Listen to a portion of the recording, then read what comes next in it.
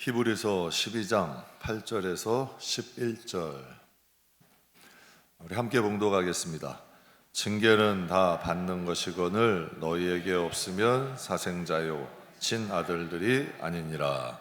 또 우리 육신의 아버지가 우리를 징계하여도 공경하였거든 하물며 모든 영의 아버지께 더욱 복종하며 살려하지 않겠느냐.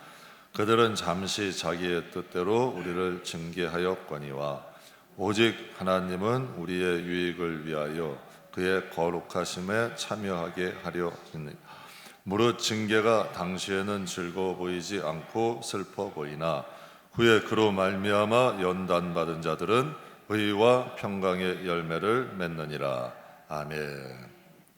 오늘 성경의 이 대상자들은 히브리서죠. 그러니까 건너온 자, 홍해를 건너온 자, 이스라엘 백성, 히브리인들을 이야기합니다. 히브리인이란 뜻이 건너온 자라는 뜻이에요.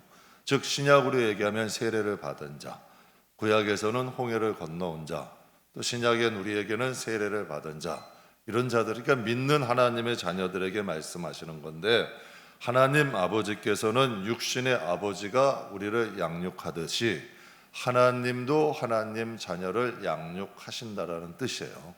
오늘은 여러분과 함께 징계, 우리가 즐기는 자는 아니지, 징계는 중계, 훈련, 아들에게 주는 선물이란 제목으로 여러분과 함께 은혜를 나누려고 합니다. 징계는 아들들에게 주는 선물이다. 삼성의 이건희 회장은 영화 광이었다 그래요. 그런데 이 사람은 영화를 볼 때 좀 독특한 관점에서 봤대요. 우리는 영화를 볼 때 중요한 사람이 누구예요? 주인공이에요. 주인공 때문에 옆에 조연도 존재하고 거기에 배경도 존재한다고 생각을 해요. 근데 이 이건희 회장은 주인공의 관점으로 보지 않고 조연의 관점으로 본대요. 그러면 이 영화가 완전히 다르게 해석이 된다는 거예요.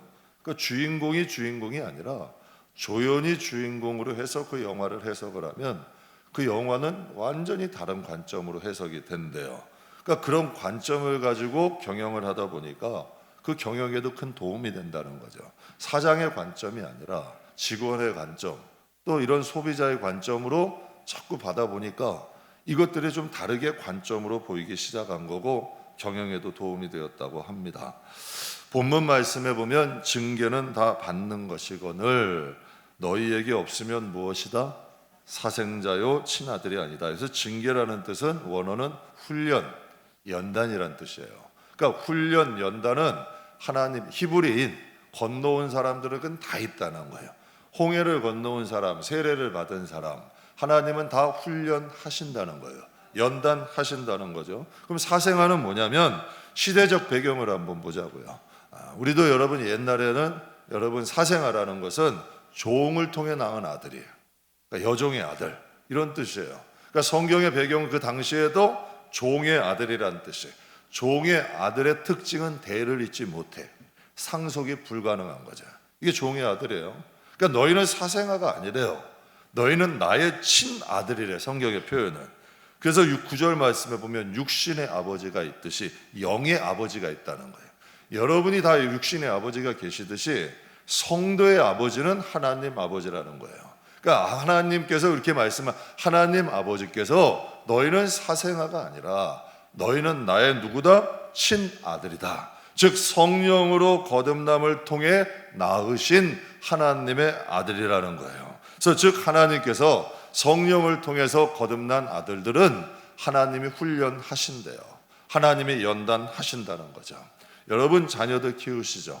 지금은 뭐 자녀들이 한둘이라 잘 그렇진 않은데 예전에는 자녀들이 참 많았잖아요.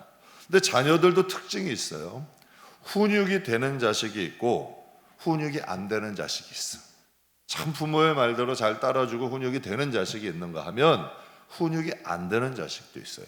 근데 제가 이 목회하다 보니까요, 목양도 똑같더라고요. 목양이 되는 영혼이 있고 목양이 안 되는 영혼이 있어요. 참 희한한 거예요. 잘 목양해서 따라주는 영혼이 있는가 하면 안 따라.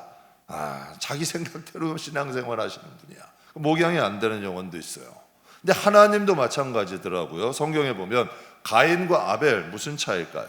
에서와 야곱 무슨 차이일까요? 사울과 다윗 무슨 차이일까요? 하나님도 마찬가지예요. 훈련이 되는 자식이 있고 훈련이 안 되는 자식이 있어요. 가인에게 하나님이 말씀하셨잖아. 야, 너 그 마음 다스려라. 너 그러다 일 난다? 다스려요, 못 다스려요? 안 다스려요. 여러분, 에서도 마찬가지예요. 장자 축복권을 줬어요. 근데 이 팥죽 한 그릇에 팔아버려요. 여러분, 사울왕도 마찬가지. 사무엘을 통하여 몇 번을 말씀하셨잖아. 계속 말씀하셨어요. 그런데 말을 들어요, 안 들어요? 안 들어. 그러니까 하나님도 마찬가지. 여러분도 자식 키우면 훈육이 되는 자식이 있고 안 되는 자식이 있잖아요.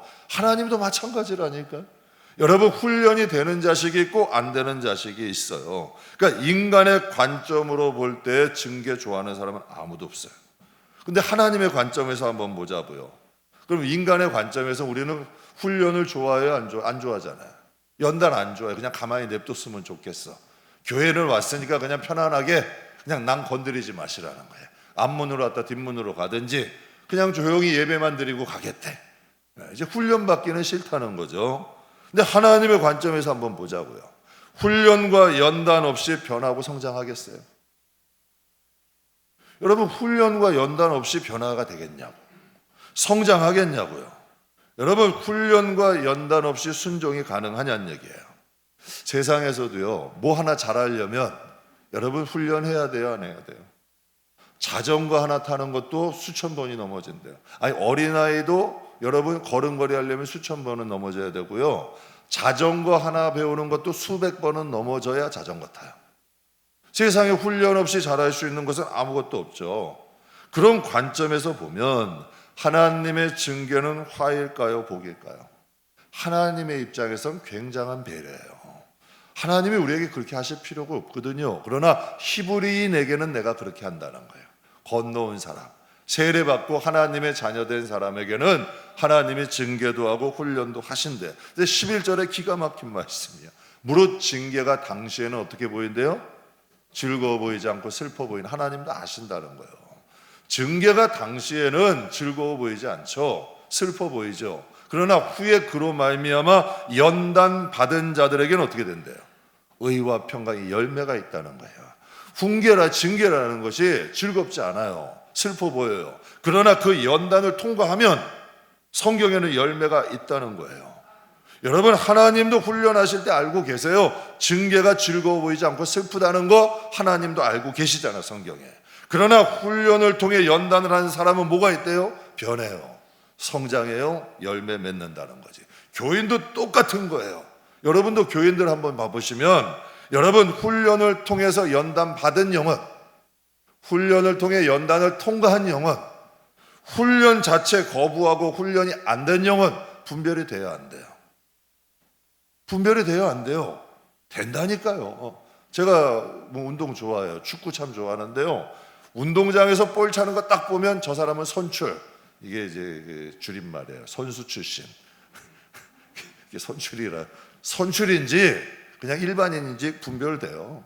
요리하는 거 여러분, 도마 소리만 들어봐도 야, 저 사람은 프로다 아마가 돼.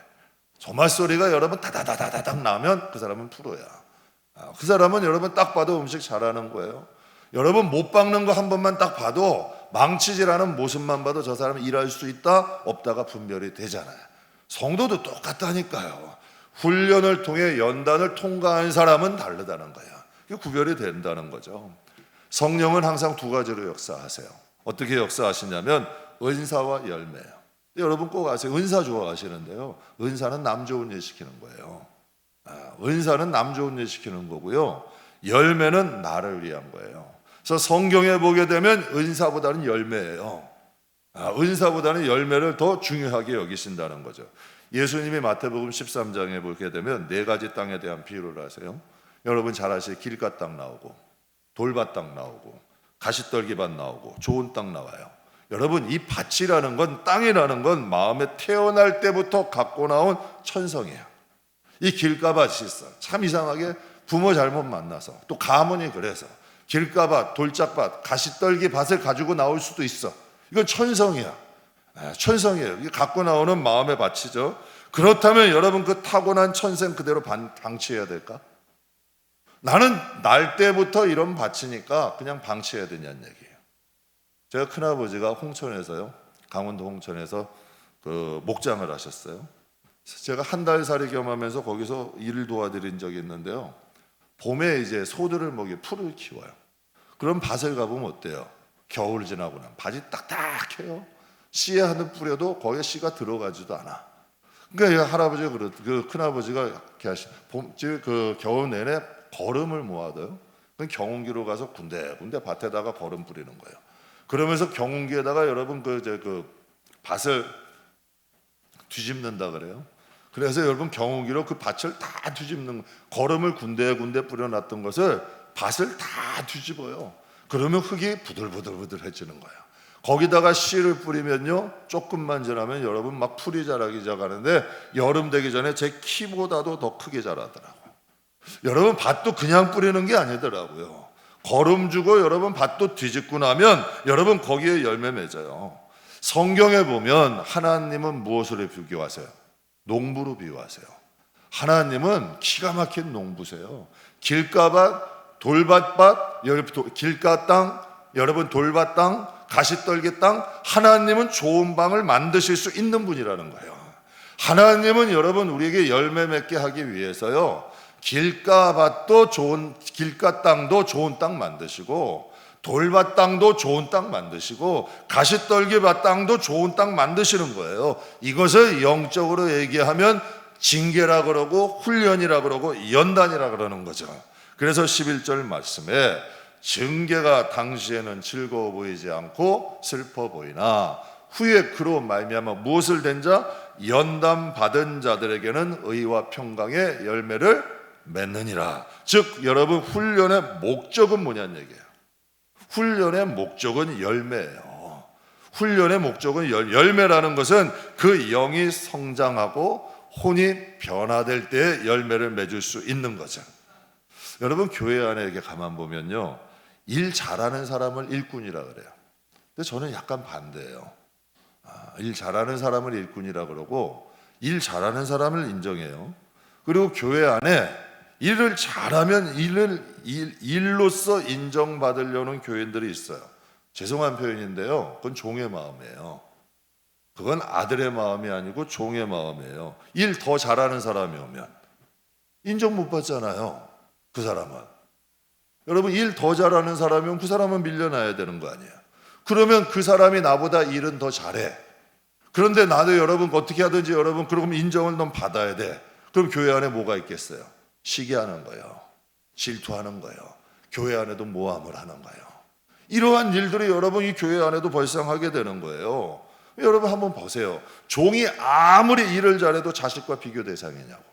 이 어리석은 거죠. 종이 아무리 일을 잘해도 자식과는 비교 대상이 아니에요. 저는 우리 성도들이 사생아의 마음을 갖고 신앙생활하지 말고 하나님의 친아들의 마음을 갖고 신앙생활하기를 주의 이름으로 축복합니다. 우리는 이런 마음을 갖고 신앙생활해야 돼요. 분명히 성경에 하나님은 너희는 사생아가 아니래요. 예 성령으로 거듭났고 피의 대가로 사심받은 하나님의 친아들이라는 거예요. 그러니까 여러분 연단이 없는 사람들 좋아 보이죠? 근데 많이 한번 보세요. 변화가 없어요. 성장이 없어요. 좋아 보이죠? 저 사람은 평안하, 신앙의 변화가 있나 한번 보세요. 변화 없어요. 근데 여러분 참 이상해. 하나님 저 사람은 이렇게 그냥 잔잔한 바다 같은데 왜 하나님 나는 이렇게 괴롭히세요? 하나님 왜 나는 이렇게 못 살게 구시는 거예요? 우리 이렇게 생각할 수 있어요. 이상해. 왜 이렇게 나는 못 살게 구세요? 근데 여러분 이게 분별이 돼요. 못 살게 구시는 게 아니에요. 그냥 고인물 그대로 놔두시지 않는 거야. 그래서 여러분 하나님이 못 살게 구시는 게 처음에는 슬퍼 보이지만 그것을 통하여 연단을 받으면 변화되는 거예요.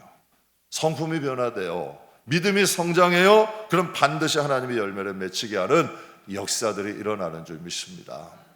일본에 집안 형편이 좀 어려워서 초등학교 중퇴했어요. 그래서 허드렛 일을 시작한 한 소년이 있었는데요. 배운 것도 없어. 가진 것도 없어.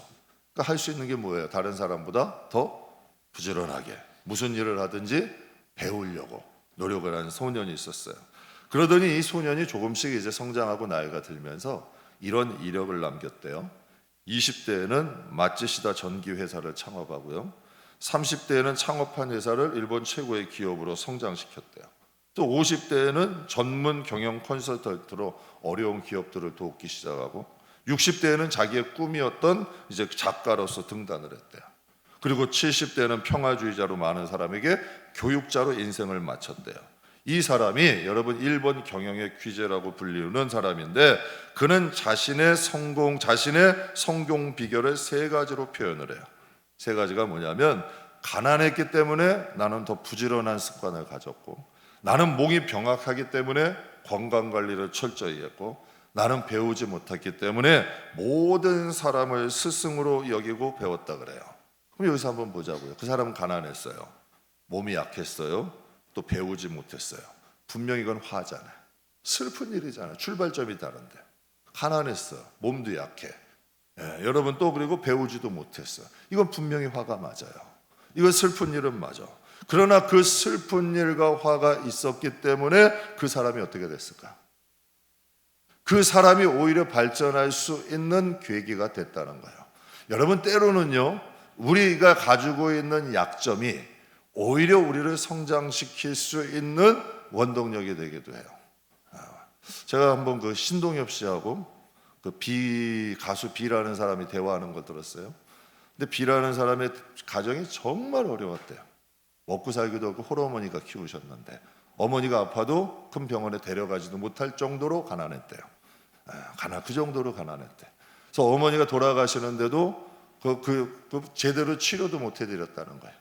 그때의 것들이 환이 돼서 그가 여러분 어떻게 하든지 성장하려고 노력을 했대요. 그래서 자기의 과거에 대한 그런 어두운 과거를 가지고 있는. 그러니까 신동엽 씨가 그 가수 B에게 이런 말을 해요. 너에게 그러한 과거가 있었기 때문에 너가 지금의 내가 있을 수 있는 거다. 여러분 우리도 마찬가지인 것 같아요.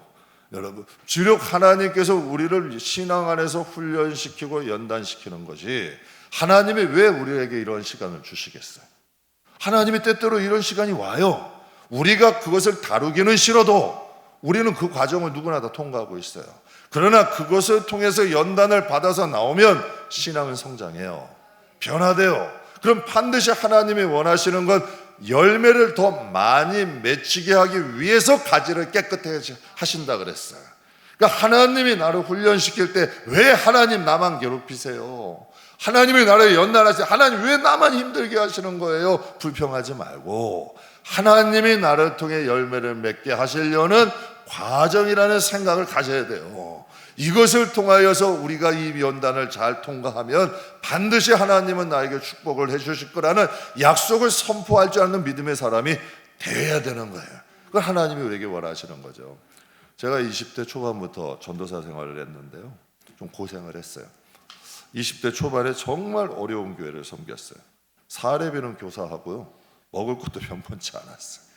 당시 교회가 종로에 있었어요. 종로 끝자락에 있었어요. 저 서대문 쪽 종로 끝자락에 있었는데 겨울이 되면은 저 가락시장에 봉고차를 이제 끌고 가락시장을 가는 거예요.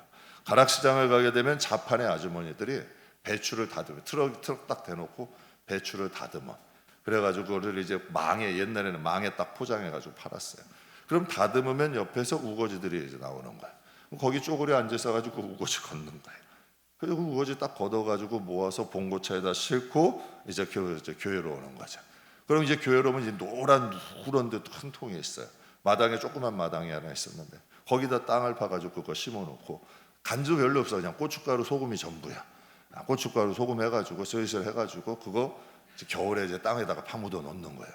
그러면 이제 얘는 좀 추웠으니까 약간 살얼음이 얼면 이제 그거 겨울에 거기다 딱 열으면 약간 살얼음이 얼어. 그것도 한 포기 딱 꺼내다가 그냥 머리만 딱 잘라가지고 라면 끓여서 딱 먹으면 그렇게 맛있어. 진짜 맛있더라고. 그 당시에는 분명히 큰 고생이에요. 당시에는 분명히 큰 고생이에요. 그게 지금 뭐 벌써 몇십 년이 지났는데요. 지나고 나니까 유익한 점이 한두 가지가 아니에요. 개척대 하니까 다들 그런 말씀에 고생을 많이 하신다 그래. 아유 목사님 고생 많이 하시네요. 고생하셨네요. 근데 솔직히 돌아보면 그때에 비하면 고생이 아니에요. 그때에 비하면 고생이 아니고 그때의 경험으로 이제 그런 마음에 허드렛 일. 여러분 생각해 보세요. 다 큰 청년이 아주머니들 여러분 여기서 그 배추 따는데 그거 쪼그리고 앉아가지고 그거 걷어가지고 와가지고 귀추하고 하면 그 자존심 상하지 않겠어요? 체면도 있고 그럴 텐데 근데 그때의 경험이 오히려 허드렛 일을 부끄럽지 않게 하셨어요. 개척을 딱 하고 나니까 허드렛 일이 많더라고요. 다 직접 해야 돼. 그러니까 체면, 자존심 찾으면 여러분 개척은 못 하겠더라고. 체면 내려놔야 돼. 자존심도 좀 내려놔야 돼. 그러니까 그때 그 허드렛 일을 하는 경험이 오히려 저의 영을 좀 강건하게 한 거죠. 그러니까 허드렛 일을 부끄러워하지 않게 한 거예요. 지금도 허드렛 일 부끄럽지 않아요. 그냥 뭐 하나님 앞에서 하나님 일 하는 건데 그냥 부끄럽지 않게 해주셨어요. 그리고 그때의 경험이 하나가 더 있은 게 멘탈이 좀 강하게 해주셨어요. 개척해야 돼요. 교척교회 하다 보면 멘탈이 강해야 돼요.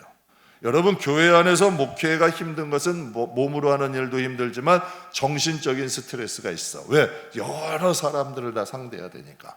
멘탈이 약하면 개척은 힘든 거예요. 근데 하나님께 감사한 게 그 젊은 시절 때 고생이 멘탈을 좀 강하게 만든 거지. 그러니까 누구를 만나도 그냥 견딜 수 있는 거예요. 자꾸 그 사람의 감정이 내게 이입되기 시작하면 여러분 목회는 못해요.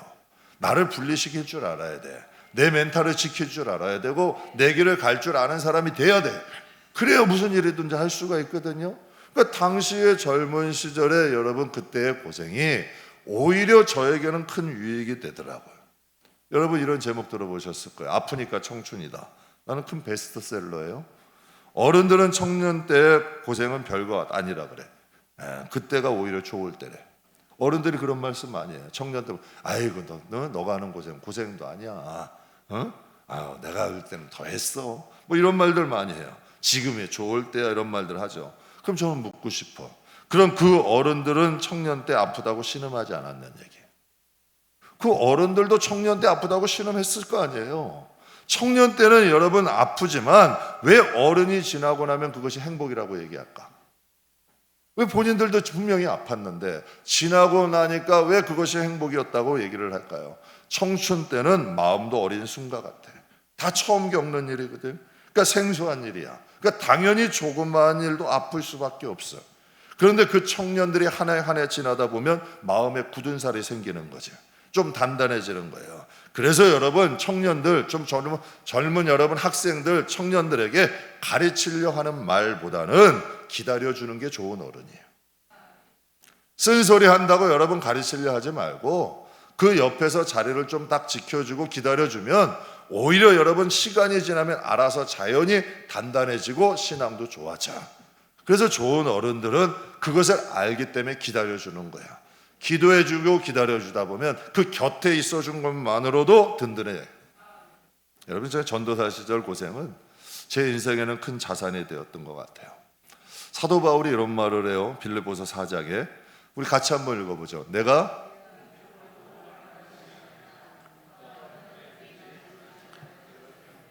나는 비천에 처할 줄도 알고 풍부에 처할 줄도 알고 모든 일 곧 배고픔과 배고픔과 풍부와 궁핍에도 처할 줄 아는 일체에 배웠노라. 여러분 우리는 사도 바울이라는 사람은 무슨 하늘에서 뚝 떨어진 천사와 같은 줄 알아요. 처음부터 만들어진 사람으로 생각을 해요. 근데 사도 바울이 오늘 본문에 아주 중요한 법을 해. 나는 자족한 법을 안다라고 하지 않아. 나는 자족하는 법을 배웠다라고 얘기를 해. 사도 바울도 처음엔 다 생소한 거, 누구나 다 생소한 거예요. 여러분 처음부터 잘하는 사람은 지구상에 존재하지 않아요. 근데 하나님이 그를 사랑하시니까 훈련하고 연단해서 연단을 통과한 후에 이 바울이 있는 거지. 바울도 여러분 처음부터 날 때부터 그렇게 됐다는 건 아니야. 그러니까 나는 자족하는 법을 안다 천만에 나도 자족하는 법을 배웠다라고 그래요. 그러면 사도 바울은 어떤 훈련을 받았기에 자족하는 법을 배웠을까? 고린도 후서 11장에 보면 길게 연거를 하고 있어요. 제가 조금씩 읽어드릴게요. 그들이 그리스도의 일꾼이냐 정신없는 말을 하려고 나는 더욱 그렇다. 내가 수고를 넘치도록 옥에 갇히기도 많이 했고 매도 수없이 맞았고 여러 번 죽을 뻔했다. 유대인들에게 40에 하나 감한매를 5번 맞았고 3번 태장으로 맞고 1번 돌을 맞고 3번 파설하고 일주야 깊은 바다에서 지냈으며 여러 번 여행하면서 강의 위험, 강도의 위험, 동족의 위험, 이방의 위험, 신의 위험, 광야의 위험, 바다의 위험, 거짓 형제 중에 위험을 당하고 또 수고하며 애쓰고 여러 번 자지 못하고 줄이고 목마르고 여러 번 굶고 춥고 헐벗었노라. 이 외의 일은 고사하고 아직도 날마다 내 속에 눌리는 일이 있으니 곧 모든 교회를 위하여 염려하는 것이다. 내가 약하면 내가 약하지 아니하며 누가 실족하게 되면 내가 애타하지 않더냐. 내가 부득불 자랑하니니 나는 약한 것을 자랑하노라. 이 기가 막힌 말씀 아니에요? 여러분, 성경 하나만 읽어봐도 어떤 것이 느껴져요? 바울이라는 사람은 산전, 수전, 공중전 다 겪은 사람이야. 이 엄청난 사건을 겪으면서 그가 무엇을 배웠대요? 자족하는 법을 배웠대요. 인간은 그냥 만들어지는 게 아니에요. 우리 생각하잖아요. 하나님, 어떻게 이런 과정을 겪게 할 수 있어, 인간을? 우리는 바울이라는 사람이 하나님께 특별히 사랑받고 쓰임받은 그것만 생각을 해요. 그가 여러분 특별히 사랑받고 쓰임받기까지 온 과정, 이러한 과정이 있었기 때문에 하나님이 그를 사용하실 수 있는 거예요. 그래서 바울이 이야기하는 거죠. 나는 이 과정을 통해서 자족하는 법을 배웠대. 무슨 자족이라는 뜻은 어떤 환경에도 감사할 수 있는 법을 배웠대. 어떤 자리에서도 만족하며 살 수 있는 법을 배웠대. 이게 훈련이야. 어떤 사람 만나도, 어떤 환경 만나도 하나님 감사합니다. 하나님이요, 그 어려운 환경에 계속 놔두지 않아요. 여러분, 사람이요 정말 힘들고 열악한 환경에 평생 사는 사람은 아무도 없어요. 그러나 그것을 여러분 반전시키고 빨리 벗어나는 건 우리의 몫이지. 그러니까 바울이 이런 얘기를 하는 거예요. 나는 어떤 환경에서도 감사하는 법, 만족하며 사는 법을 배웠다라고 이야기를 해요. 근데 참 바울이라는 사람이 큰 인물인 것은 그 큰 훈련과 연단 중에도 그의 마음에 뭐가 있었대요? 사람에 대한 원망, 환경에 대한 원망? 아니요. 그 어려움을 겪으면서도 그의 마음엔 교회를 걱정했대요. 또 약한 자가 있어, 자기 코가 석자잖아. 약한 자가 있으면 같이 약해졌대요. 실족한 자가 있으면 여러분 그를 위해서 여러분 애타했대요. 그러니 하나님이 복을 주지 않으시겠냐고. 사람들이 어려우면 자꾸 자기에게만 집중해요. 자기의 감정, 자기의 주장, 자기 생각. 그런데 바울에게는 여러분 그 어려운 가운데 지금 뭐를 집중해요? 하나님의 교회를 걱정해. 약한 자, 여러분 실족하는 자를 걱정하니 하나님이 그를 쓰지 않을 수 없어. 어떻게 그를 안 쓰겠냐는 거예요. 그러니까 성경에 이렇게 부득불 나는 자랑하는데 나의 약한 것을 자랑한대. 사랑하는 성도 여러분, 우리가 강해지려 하지 마세요. 약해지려고 하세요. 그냥 괜찮아요. 받아들이세요. 나의 약한 것을 하나님께 받아들이고, 여러분 나가 강해지려고 몸부림칠수록 인생은 힘들어지는 거예요. 여러분 환경이 오는 대로 좀 받아들이고, 나는 약하니 하나님 힘주시라고 하나님의 힘으로 살아야지. 내가 강해지고 내가 능력이 있고 내가 뭘 하려고 하면 인생은 피곤한 거예요. 그러나 내 약함을 인정하고 하나님이 주시는 힘으로 살려고 하면 이상하게 이길 수 있는 능력들이 생기는 거예요. 그것을 벗어날 수 있는 힘들이 생기는 거죠. 그러니까 바울이 얘기하는 거예요. 나는 강하고 나는 이걸 할 줄 알고 나는 이런 능력이 있다, 이런 얘기 하나도 없어. 내가 그 모든 환경을 이기고 내가 자족할 수 있는 것은 하나님의 은혜라고 이야기를 해요. 하나님은 오늘 본문 말씀을 통해서요, 이런 말씀, 저는 이 말씀을 주시려 함인 줄 믿어요. 징계는 하나님께서 아들에게 주시는 최고의 선물이야. 하늘에게. 저는 그렇게 생각을 해요. 저도 인생 똑같이 살지만 왜 이런 훈련과 연단 지금도 옵니다. 여러분에게 말을 안 드려서 그렇지. 와요. 그러면 여러분 진짜예요. 저는 하나님이 주신 걸로 받아요. 그냥 하나님이, 다윗이 그러잖아요. 압살롬이 반역을 해가지고 왕궁을 버리고 쫓아가.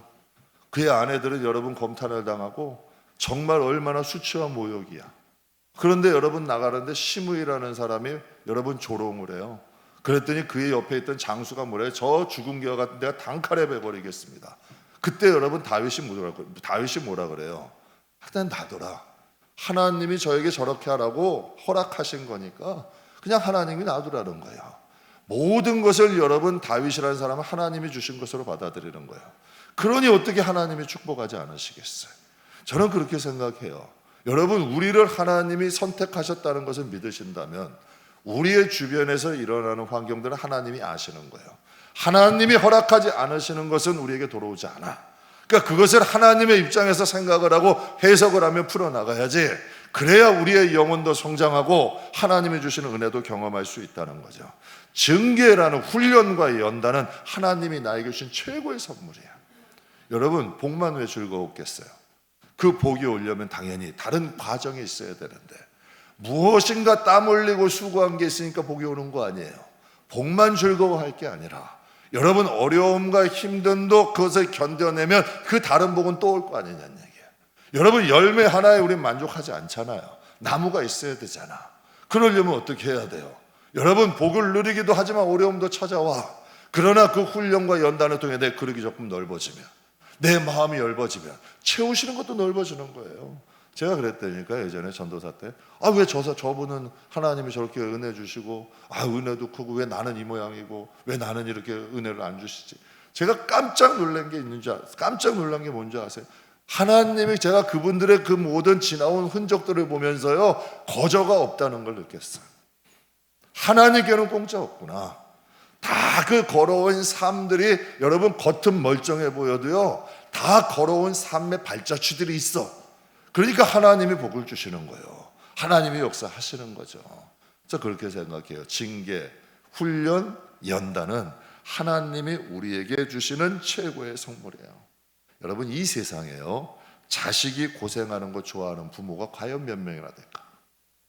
똑바른 정신이 박혀있는 부모라면 자식이 고생하는 거 좋아하는 부모는 한 명도 없어요. 한 명도 없어. 그런데 왜 하나님은 하나밖에 없는 독생자 예수님을 십자가에 못 박는 길로 내모셨냐는 얘기예요. 하나님이 그 사랑이신데, 하나님은 그 십자가 이후에 있을 영광을 보셨기 때문에 그 길을 가게 하신 거예요. 마음 아프지만 하나님 같은 사랑이신 하나님이, 그렇다면 여러분, 하나님이 이 세상을 사는 우리를 왜 훈련하고 연단하실까? 무엇인가 이유가 있지 않겠어요? 그래서 오늘 본문 10절과 11절에 하나님은 그 말씀을 하시는 거예요.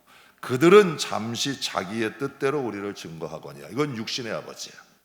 그들은 자기의 뜻대로 우리를 증거하거니와 오직 하나님은, 우리 영의 아버지는 우리의 유익을 위하여 그의 거룩하심에 참여하게 하시느니라. 무릇 징계가 당시에는 즐거워 보이지 않고 슬퍼 보이나 후에 그로 말미암아 연단받은 자들은 의와 평강의 열매를 맺느니라. 하나님께서 훈련과 연단하신 이유를 크게 두 가지로 얘기해요. 하나님의 거룩하심에 참여한다. 이건 무슨 뜻일까요? 하나님의 영광에 함께 참여하게 한다는 거예요. 하나님의 그 누리시는 그 영광에 우리도 같이 하게 하신다는 거예요. 그 자녀의 권세를 주신 거예요. 그래서 여러분, 성령이 시기할 정도로 너희를 사랑하신대요. 그러니 마귀가, 천사에서 타락한 마귀가 인간을 시기하고 미워하는 게 바로 그 이유야. 하나님의 그 영광과 거룩하심에 우리가 참여하게 하신대요. 두 번째는 열매 없는 자가 아니라 열매 있는 자가 되게 하시려고 그 길을 걷게 하신다는 거예요. 이게 얼마나 큰 은혜예요. 한 젊은 집사님이 한 권사님을 향해서 이런 말을 하는 거를, 이게 가슴에 남아. 한 젊은 집사님이 한 권사님을 이렇게 칭하면서 이런 얘기를 하더라고요. 목사님, 저분은 진짜 권사님 같아요. 가짜 권사님은 뭐고 진짜 권사님은 뭐예요? 그 얘기 하더라고요. 근데 이 마음에 이게 수긍이 되더라고. 목사님, 그러니까 다 아는 거야. 저분은 진짜 권사님 받아요. 진짜 권사님은 뭐예요? 훈련과 연단을 통과한 권사님이야. 그냥 훈련과 연단을 통과한 권사님. 그래서 마태복음 3장에 이런 말씀이 있죠. 우리 같이 봉독하겠습니다. 손에 키를 들고 자기의 곳간에 들이고 쭉정이는 꺼지지 않는 불에 태우시느니라. 하나님은 우리 알곡 만들기 원하시는 거예요. 여러분, 연단을 통과해야 알곡이 되죠. 훈련과 연단을 받아야 알곡이 되죠. 훈련과 연단 피해가는 것도 선택이지만 그럼 알곡 안 돼요. 쭉정이에 머물 수밖에 없어. 하나님은 자녀된 우리들에게 원하는 것은 무엇일까요? 변하고 성장하기를 원해요. 분명히 이거 어려운 길 맞아요. 여러분이 제가 금요일 날도 한번 여쭤봤어요.